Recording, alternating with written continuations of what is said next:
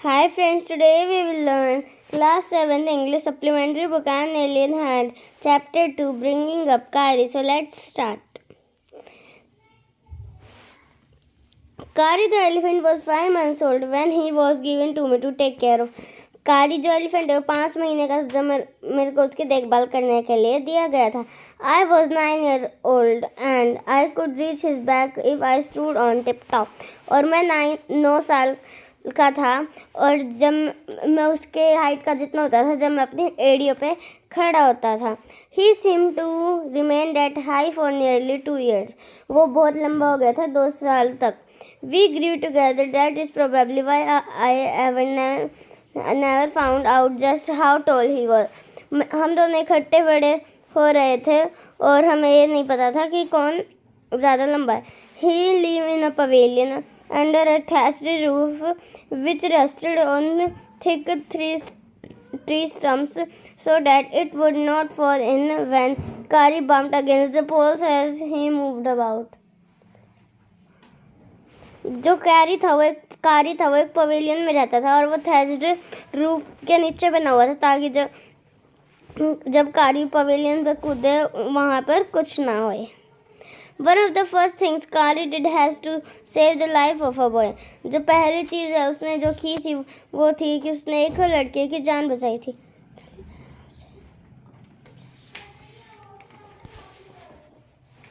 Kari did not eat much but then nevertheless needed 40 pounds of twigs a day to chew and play with.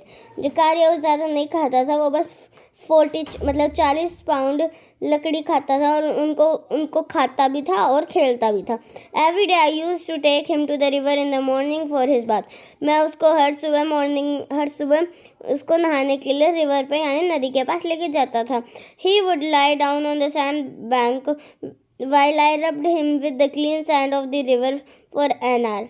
मतलब पहले वो उसको 1 घंटे के लिए उससे नदी के पास वाली मिट्टी से रगड़ता था. After that he would lie in the water for long. और बाद में वो बहुत देर तक पानी में बैठा रहता था, मतलब लेटा रहता था, बैठा रहता था, जो भी करता था. On coming out his skin would be shining like ebony and he would squeal with pleasure as I rubbed water down his back. मतलब जब वो फिर बाद में रिवर से बाहर निकल कर आता था उसकी जो बॉडी है वो एकदम शाइन करती थी और वो जब रोता था जब वो उसकी कमर पे से रगड़ के पानी उतारता था. Little boy. Then I would take him by the ear because this is the easiest way to lead an elephant and leave him on edge of the jungle while I went into the forest to get some luxurious twigs for his dinner. मतलब वो ना उसके कान खींचता था. ये एक बहुत easy way होता था एलिफेंट्स को लीड करने का.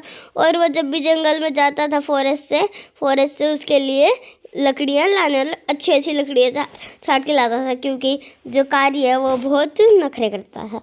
One has to have a very sharp hatchet to cut down these twigs. और वो एक अलग टूल लेकर जाता था उसको काटने के लिए लकड़ियों को. It takes half an hour to sharpen the hatchet because if a twig is mutilated an elephant will not touch it. और उसको आधा या 1 घंटा लग जाता था कि जो मतलब नोकीला पार्ट होता है उसको काटने में, क्योंकि अगर वो ज़्यादा नोकीला होएगा. हैचेट होता है एक स्मॉल एक्स, क्योंकि अगर वो ज़्यादा नोकीला होएगा तो एलिफेंट्स उसे हाथ भी नहीं लगाएंगे. It was not an easy job to get twigs and sapling for carry. और ये बहुत ईजी काम नहीं है कारी के लिए लकड़ी और सैपलिंग्स लाना. I had to climb all kinds of tree to get the most delicate and tender twigs. मतलब जो बॉय उसको बहुत सारे टाइप्स के पेड़ों पर चढ़ना पड़ता था बहुत सॉफ्ट सी लकड़ियाँ लाने के लिए. As he was very fond of the young branches of the banyan tree which grows like a cathedral of leaves and branches. उसको banyan tree की लकड़ियाँ बहुत पसंद थी.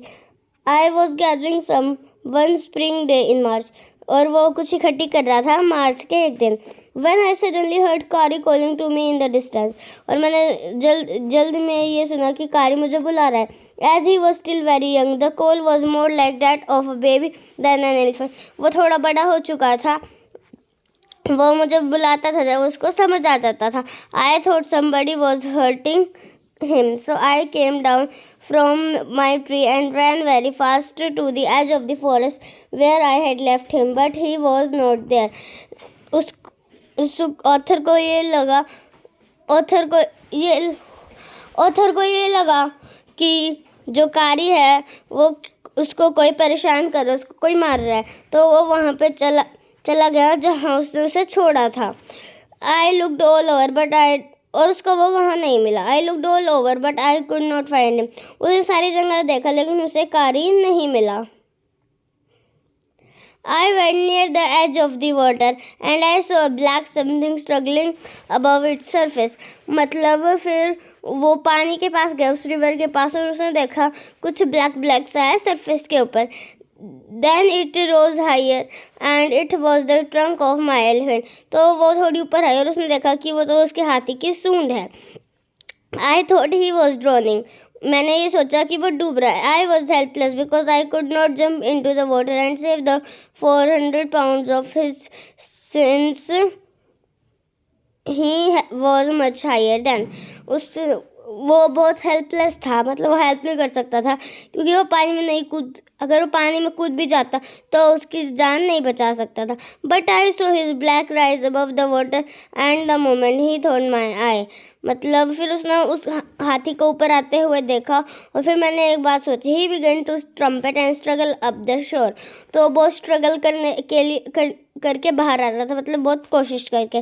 Then still trumpeting he pushed me into the water and as I fell into the stream.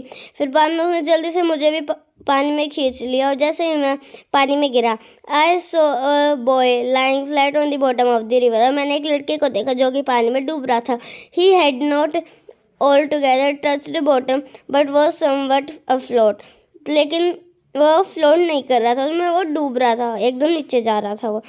I came to the surface of the water to take my breath and then Kari was standing his feet planted in the sand bank and his trunk stretched out like a hand waiting for mine. तो मैं ऊपर आया सांस लेने के लिए और कारी भी वहीं पर खड़ा था जैसे कि वो मेरा वेट कर रहा हो मेरा हाथ पकड़ के लेके जाने के लिए। I dived down again and pulled the body of drowning boy to the surface, but not being a good swimmer, I could not swim as sure as the slow current was already dragging me down. मतलब फिर उसने try किया कि वो नीचे से खींच ले उस ड्रॉनिंग बॉय को, लेकिन वो ऐसा नहीं कर पाया क्योंकि उसको स्विमिंग करना अच्छा नहीं आता, वो थोड़ा थोड़ा नीचे जा रहा था। फिर उन्होंने कारी ने उसको ऊपर खींच लिया। Seeing was drifted by in the current, Kari, who was usually slow and ponderous, suddenly darted down like a hawk and came halfway into the water, and I saw his stretch out his trunk. तो कारी ने क्या किया, वो पानी में थोड़ा सा नीचे गया और उसने उस बॉय को खींच लिया, मतलब जो उसको बचाने जा रहा था author. I raised up my hand to catch it and it slipped. और मैंने अपने हाथ ऊपर किए कि मैं उसकी ट्रंक को पकड़ लूँ, लेकिन मेरे हाथ स्लिप हो गए। I found my self going under the water again, but मैंने फिर से पाया कि मैं पानी के अंदर जा रहा हूँ। But this time I found that the water was not very deep, so I sank to the bottom of the river and doubled my feet under me and then suddenly kicked the river bed and so shot upwards like an arrow. मतलब उस time पर पानी ज़्यादा गहरा नहीं था, तो मैं एकदम नीचे गया, पूरी नीचे, और मैंने अपने आप को ऊपर की तरफ पुश किया। In spite of fact that I was holding the drowning boy with my hands. और ये एक फैक्ट भी था, मैं उस ड्रॉनिंग बॉय को भी अपने हाथ में पकड़ा हुआ था। As my body rose above the water I felt ledger on my neck. मतलब जब मैं ऊपर जाने की ट्राई कर रहा था, मुझे मेरे नेक के आसपास एक लेजर लगा, मतलब कुछ अजीब सा लगा उसे। दिस फ्रैक्टेड मी, और उससे उसको डर लगने लगा। I thought some water animal was going to swallow me. तो उसको ये लग रहा था कि ये कोई वाटर एनिमल मुझे खाने वाला है। I heard Kari squealing and I knew it was his trunk about my neck. तो उसने देखा कारी को कि आवाज़ कर रहा था ऐसे, मतलब जैसे कि वो ना वाली। तो फिर उसने देखा ये तो कारी की ट्रंक है, मतलब सूंड है। ही पुल्ड हिज बोथ शोर। कारी ने उन दोनों को खींच लिया। Kari was like a baby. Kari एक बेबी की तरह था. He had to be trained to be good, and if you did not tell him when he was naughty, he was up to more mischief than ever. मतलब कारी को अगर आप train अच्छा करना चाहिए, और अगर वो ज़्यादा शरारत करेगा तो हमें उसे बताना चाहिए, नहीं तो वो और ज़्यादा शरारतें करने लगेगा. For instance, one day somebody gave him some bananas to eat. और ऐसे ही किसी ने उसको खाने के लिए बनाना दिए. Very soon he developed a great love for ripe bananas. और बाद में उसको बहुत जल्दी बनाना के ऊपर प्यार होने लगा, मतलब उसको बनाना अच्छे लगने लग गए. We used to keep large plates of fruit on the table near a window in the dining room. हम एक डाइनिंग रूम में विंडो के पास एक बहुत बड़ी फ्रूट्स की प्लेट रखते थे. One day all the banana on that table disappeared and my family blamed the servants for eating all the fruit in the house. एक दिन उस टेबल पे जितने भी बनाना रखे थे सारे गायब हो गए और मेरी फैमिली ने सर्वेंट्स को मतलब नौकरों को ब्लेम कर दिया कि उन्होंने सारे फ्रूट्स खा लिए. A few days later the fruit disappeared again. This time the blame was put on me and I knew I had not done it. और कुछ दिन बाद फिर से बनाना गायब हो गए और फिर मेरे फैमिली वालों ने मेरे ऊपर ब्लेम कर दिया, लेकिन मुझे पता था ये मैंने नहीं किया है, मतलब ऑथर ने. It made me very angry with my parents and the servants, for I was sure they had taken all the fruit. और ये मेरे को बहुत गुस्सा दिला रहा था मेरे पेरेंट्स और सर्वेंट्स के प्रति, क्योंकि मेरे को ये लग रहा था कि फ्रूट्स उन नहीं लिए हैं. The next time the fruit disappeared I found a banana all smashed up in कारी पवेलियन. जब अगली बार फ्रूट डिसअपीयर हुए मैंने देखा कि बहुत सारे केले पिचके हुए हैं कारी के पवेलियन में. This surprised me very much, for I had never seen fruit there, and as you know he had always lived on twigs. और ये बात मेरे को बहुत शॉक कर दिया कि मैंने उसके पवेलियन में कभी भी फ्रूट्स नहीं देखे. वो फ्रूट्स तो खाता ही नहीं था, वो तो हमेशा लकड़ियाँ खाता था. Next day while I was sitting in the dining room wondering whether I should take some fruit from the table, without my parents' permission, a long black thing, very much like a snake, suddenly came through the window and disappeared with all the bananas. मतलब फिर मैं सोच रहा था अगर मैं अपने parents की परमिशन के बिना क्या फ्रूट्स ले सकता हूँ, लेकिन इतनी देर में एक लंबी सी काली सी कोई चीज़ आई सांप की तरह और सारे बनानास लेके चली गई. I was very frightened because I have never seen snakes eat bananas, and I thought it must be a terrible snake that would sneak in and take fruits.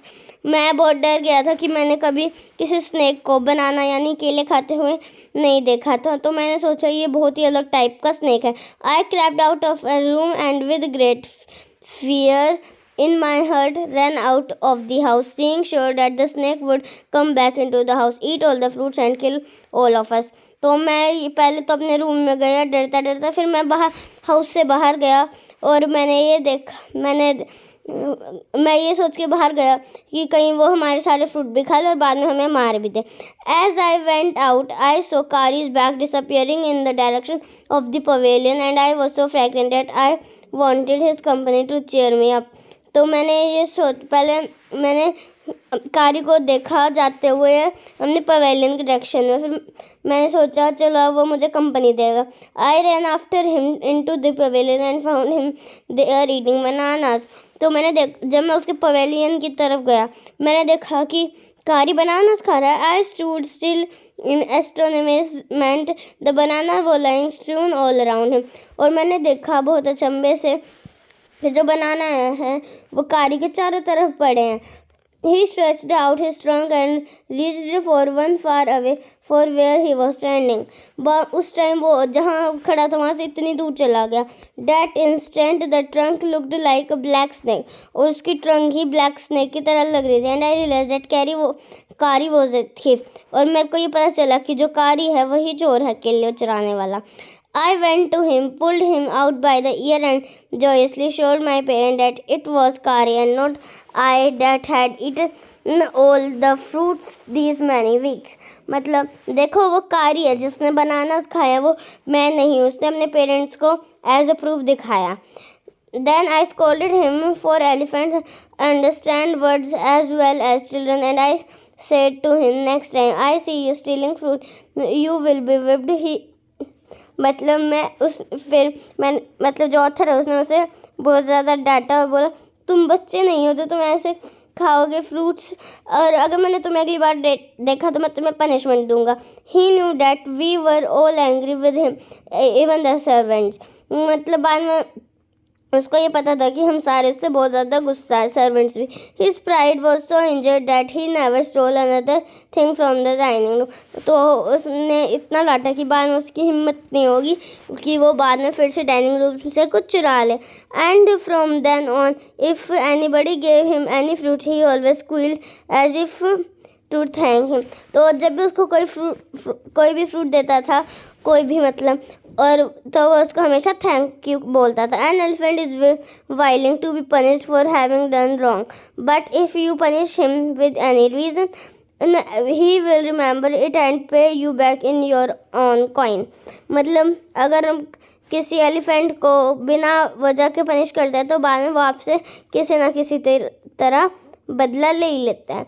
An elephant must be taught when to sit down, when to walk, when to go fast and when to go slow.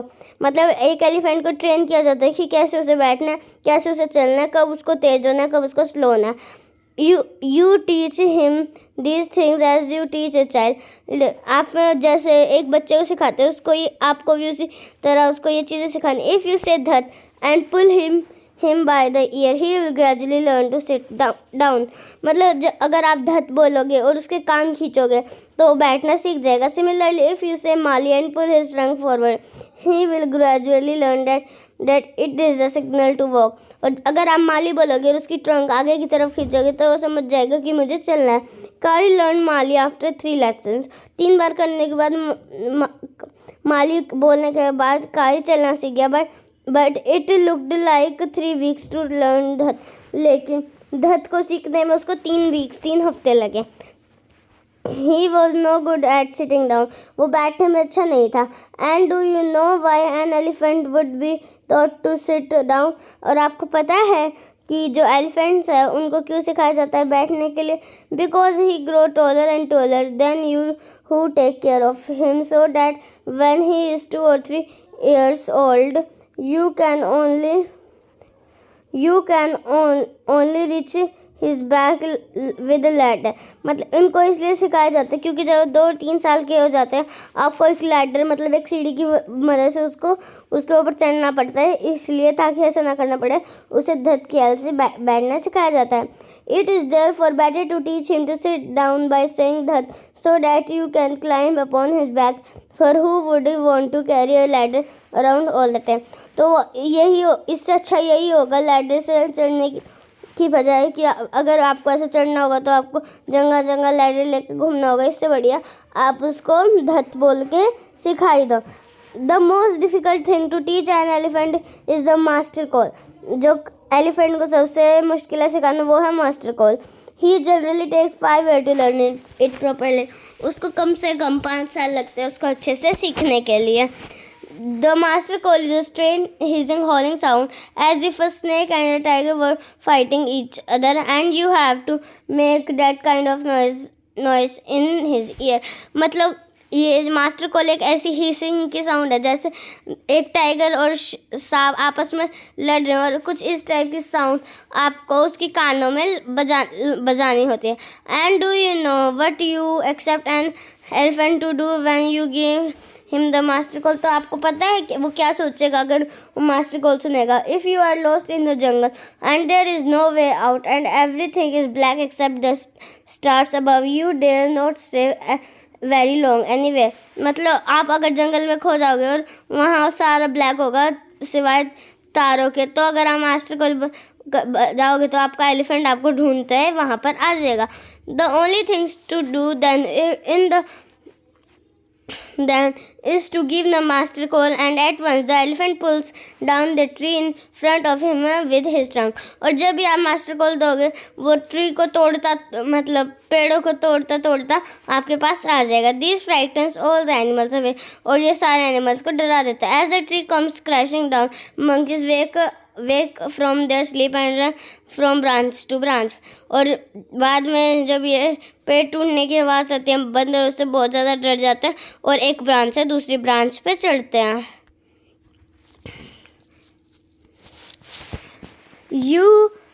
You can see them in the moonlight. आप उसको एक moonlight में मतलब रात के time देख सकते हो, जब ओनली मूनलाइट होती है, मतलब बस चांद की रोशनी आती है. And you can almost see the stags running in all directions below. और आप खाली स्टैग्स को देख सकते हो जो एक डायरेक्शन में भागते हैं. You can here the growl of the tiger in the distance. आप बहुत दूर से टाइगर की ग्राउल की आवाज़ सुन सकते हो, मतलब उसके दहाड़ने की. इवन ही इज़ फ्राइटेंड, और वो भी डर जाता है. Then the elephant pulls down the next tree and the next and the next. और जो एलिफेंट है वो ऐसे ट्री तोड़ता है, अगला भी ऐसे सारे करके जब तक वो आपको नहीं ढूंढ देता वो ट्रीज तोड़ता है. Soon you will find that he was made a road right through the jungle straight to your house. और आप ये देखोगे कि एक रोड बन जाता है जंगल से आपके घर तक. ये जो चैप्टर है ये बुक में से लिया गया है. कौन सी बुक में से? कारी द एलिफेंट में से. और ये बुक धन गोपाल मुखर्जी इसके राइटर हैं. So our chapter is finish. So if you like this video please like it, share it, comment it, and don't forget to subscribe it. Bye friends.